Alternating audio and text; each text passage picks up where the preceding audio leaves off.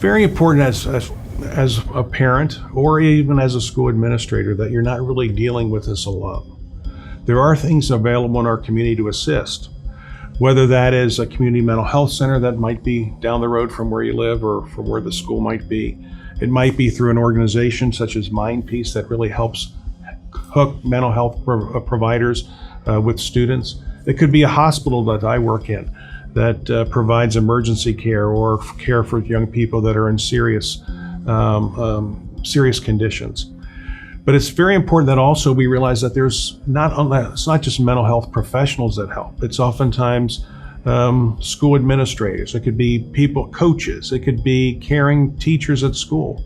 It could be family members that are beyond just your parents who can oftentimes assist when you're having a struggle. And so it's important that there's these kind of really informal supports that really make up very important parts of our lives, where we oftentimes feel satisfied, whether it's playing an activity or a sport, or whether it's being part of the band, or whatever type of interest you may have. So those types of supports help people get through day-to-day struggles. And it's important that we as adults who are helping young people make sure we help them take advantage of all those opportunities. And I think another big piece is the education piece. I think that what we see with mental health conditions is a lot of people are not aware of what they're looking at. And as the organization 1 in 5, that's what our mission is that we really get into the schools and that we work with them to educate everyone about what the signs and symptoms are, what the resources are, how they can change their day-to-day life to be healthier, to have a healthier brain, and really a whole body approach to life. And I think that needs to start early in life. I think it needs to start when the children are starting in kindergarten, that they learn how to have free time. They learn to have time away from the screen. They learn how to step back and to settle, and that we're providing the tools that they can develop those skills as they develop it through their childhood. I think that it's a community effort that needs to be in place.